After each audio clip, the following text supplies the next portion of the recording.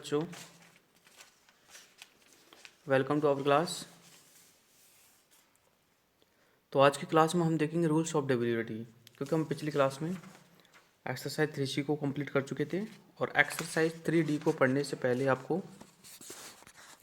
Rules of divisibility यानी कि divisibility के रूल्स आपको पढ़ने पड़ेंगे। ठीक है, तो देखते हैं हम डिविजिबिलिटी के रूल्स क्या होते हैं और हम इनको कैसे फॉलो करते हैं अपने।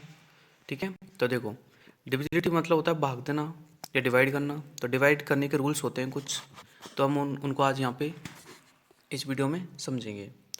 तो ये वीडियो आपके लिए बहुत ज़्यादा इम्पोर्टेंट है, ठीक है, क्योंकि ये आपको बहुत कुछ सिखाएगी, इसलिए आप इस पर बिल्कुल ध्यान से देख के पढ़ें। तो देखो, पहला है अपना 2, यानी कि डिविजिबिलिटी रूल्स ऑफ 2, यानी कि कोई भी नंबर 2 से डिवाइड होगा या नहीं होगा, इस चीज़ का हमें पता कैसे लगेगा। ठीक है, तो बहुत सिंपल है, कोई नंबर 2 से डिवाइड है या नहीं है, इस चीज़ का पता लगाने के लिए आसान है क्या कि हम उसके लास्ट डिजिट को चेक कर लेंगे कि लास्ट डिजिट अगर 0246 यानी कि इवन हो तो वो ईजिली 2 से डिवाइड हो जाएगा। ठीक है, तो हम किसी भी डिजिट को मतलब देख के बता सकते हैं कि वो डिजिट 2 से डिवाइड है या नहीं है। लास्ट डिजिट को देख लो बस। ओके, अगर लास्ट डिजिट इवन है तो हम कह सकते हैं कि वो डिवाइड है।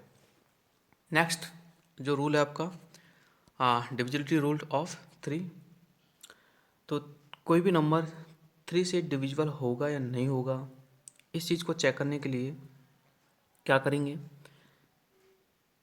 लुक दिस सम, यानी कि हम सभी नंबरों का सम कर लेंगे। ठीक है, और सभी नंबरों का सम जितना आता है वो सम अगर 3 से डिवाइड है तो हम कह सकते हैं कि वो पूरा नंबर 3 से डिवाइड होगा। अंडरस्टैंड? जैसे एक मिनट,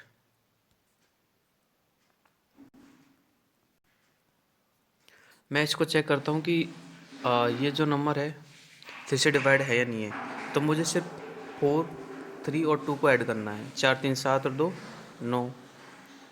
ठीक है, जब हम इनको ऐड कर लेते हैं तो 9 आ रहे हैं। तो 9 में हमको पता है 9 में 3 से डिवाइड होता है, इसलिए ये पूरा नंबर भी 3 से डिवाइड होगा। ठीक है, जस्ट सिंपल। नेक्स्ट हम देखते हैं डिविजिबिलिटी रूल्स ऑफ 4। तो देखो क्या है, लुक दिस, लास्ट डिजिट यानी कि last 2 digit is divisible by 4। अगर किसी भी नंबर के लास्ट 2 डिजिट 4 से डिविजिबल है तो हम ये कह सकते हैं कि वो पूरा नंबर 4 से डिविजिबल होगा। ओके, जैसे एक नंबर ले लो कोई भी,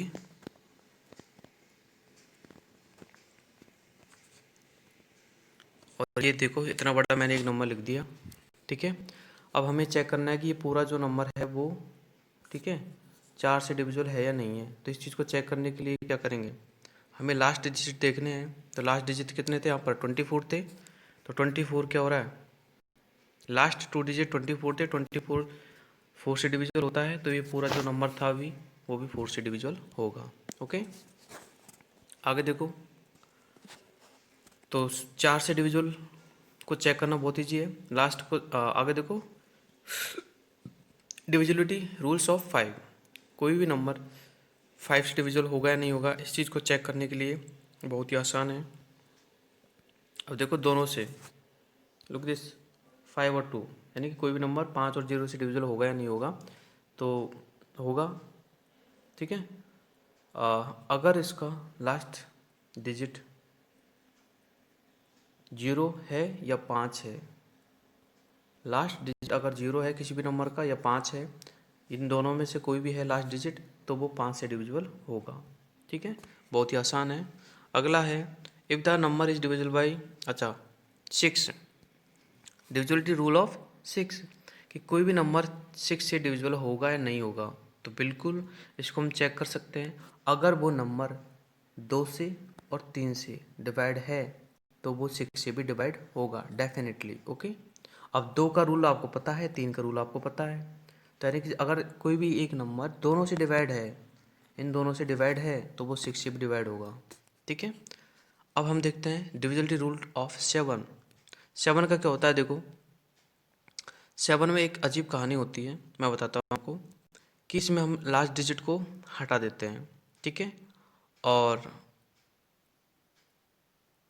लास्ट डिजिट को हटा के और उसमें अब जैसे मान लीजिए, 1 मिनट रुको, मैं एक नंबर लिखता हूँ, ये है, हमें चेक करना है कि 7 से डिविजिबल है या नहीं है।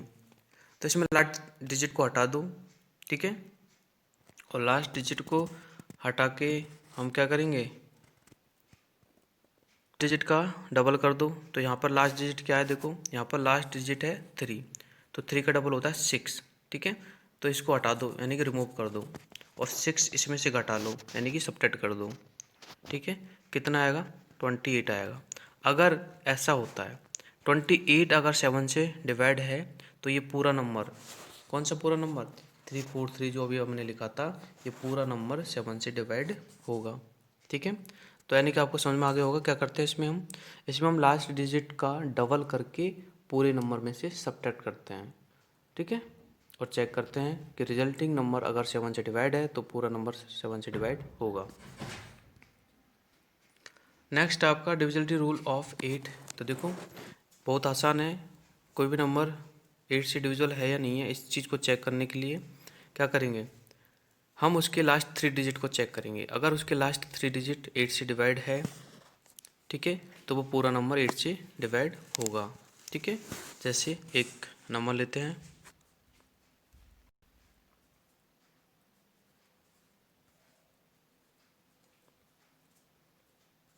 देखो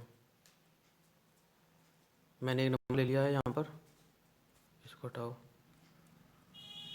ठीक है, ये कितना था, 3 था ये नंबर। अब इतना बड़ा नंबर है तो इसको मैं चेक करूँगा कि भाई ये नंबर जो है 8 से डिवाइड है या नहीं है। तो सिर्फ मुझे पूरे नंबर को चेक नहीं करना है, मुझे सिर्फ लास्ट के 3 नंबर को इनको चेक करना है। अगर इनमें 8 का डिवाइड जाता है तो इस पूरे नंबर में 8 का डिवाइड जाएगा। तो देखो इसमें 8 का डिवाइड जाता है, इन तीनों नंबरों में 8 का डिवाइड जाता है, इसलिए इस पूरे में भी जाएगा।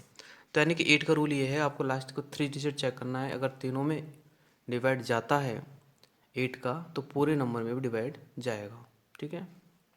अगला है डिविजिबिलिटी रूल ऑफ 9।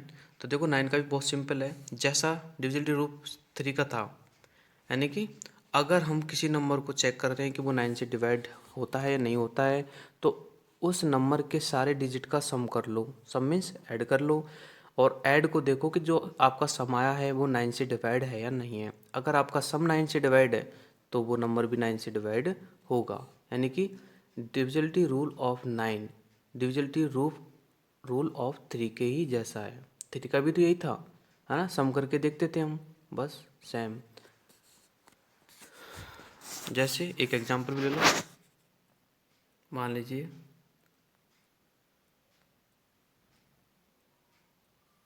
ये देखो, हमें इसको चेक करना है कि ये 9 से डिवाइड है या नहीं है, ठीक है। तो इनका सबका सम कर लो, 9 + 3 कितने हो गए, 12, 12 + 6 18, 18 आते हैं। 18 को 9 से डिवाइड करके देखो होता है कि नहीं होता, 18 9 से डिवाइड होता है, तो ये पूरा नंबर भी 9 से डिवाइड होगा, सिंपल। अब देखो डिविजिबिलिटी रूल ऑफ 10। तो 10 का तो सिंपल है, अगर लास्ट 0 है तो पूरा नंबर 10 से डिवाइड होगा, लास्ट डिजिट देखना है बस, 0 है तो पूरा नंबर 10 से डिवाइड होगा। अब देखते हैं हम डिविजिबिलिटी रूल ऑफ 11, ठीक है। 11 का डिविजिबिलिटी रूल क्या है, तो देखो बहुत ही आसान है। तो इसे कैसे आसान है, इसको हम थोड़ा समझेंगे। देखो यानी कि इसमें ऑड पैलेस के जो भी डिजिट होते हैं उनका सम, और इवन पैलेस के जो भी डिजिट होते हैं उनका सम, और फिर उनका डिफरेंस अगर 0 है 11 है तो वो नंबर किससे डिवाइड होगा, 11 से डिवाइड होगा। ठीक है, 1 मिनट देखो, जैसे सिंपली मैंने ये ले लिया, अब मैं इसको चेक करूँगा कि क्या ये 11 से डिवाइड है या नहीं है। तो क्या करूँगा, देखो ऑड पैलेस का मतलब है एक छोड़ के एक, ठीक है। जैसे मैंने इनको ले लिया, इन दोनों को ले लिया, 1 + 3 करो, और फिर इनको ले लिया बच्चे कुचे दो को, 3 + 1 करो। तो देखो इनका भी 4 आ रहा है और इनका भी 4 आ रहा है, इन दोनों का डिफरेंस करेंगे फिर आएगा 0, ठीक है। तो अगर डिफरेंस 0 आता है या फिर 11 आता है या फिर 22 आता है, मतलब 0 आता है या फिर 11 का मल्टीप्लाइजर आता है डिफरेंस ऑड पहले नंबर और इवन पहले नंबर के सम का डिफरेंस, तो वो नंबर 11 से डिवाइड होगा, अदरवाइज नहीं होगा। ठीक है, चलो आगे देखते हैं हम। 12, if the number is divisible by 3 and 4। देखो 12 के फैक्टर कितने होते हैं, 3 and 4 होते हैं। इसलिए अगर कोई नंबर 3 से और 4 से दोनों से डिवाइड है तो वो 12 से भी डिवाइड होगा, बस। तो ये यहाँ पर हमने काफ़ी सारे डिविजिबिलिटी के रूल्स पढ़े हैं। अब देखो ये काम क्या आते हैं, ये काम आते हैं किसी भी कैलकुलेशन को तुरंत सॉल्व करने में, है ना। यानी कि अगर हमें डिविजिबिलिटी रूल्स पता है तो हम तुरंत ये बता सकते हैं कि कोई नंबर जो है वो मतलब किसी से डिविजिबल है या नहीं है। ठीक है।